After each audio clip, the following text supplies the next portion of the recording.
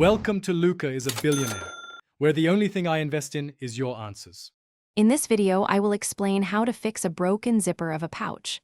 First, carefully examine the zipper to understand the problem. Is it a coil, plastic, or metal zipper?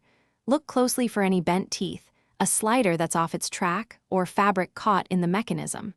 Understanding the specific issue will guide you to the correct repair method. This initial assessment is crucial for a successful fix. If your zipper slider is misaligned or stuck, you can often fix it with a few simple tools.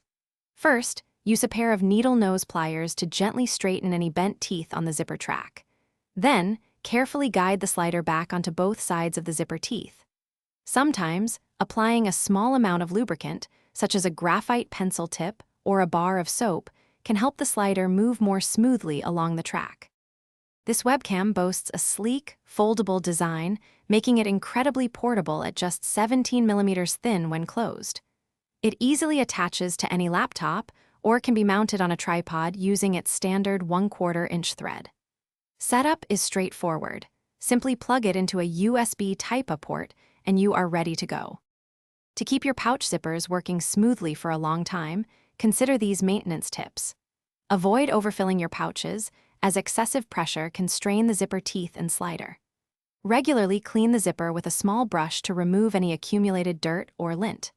Periodically, apply a thin layer of zipper wax, a graphite pencil, or a silicone spray to lubricate the teeth, ensuring effortless opening and closing for many years. Thanks for watching and please subscribe. It's the best investment you'll ever make.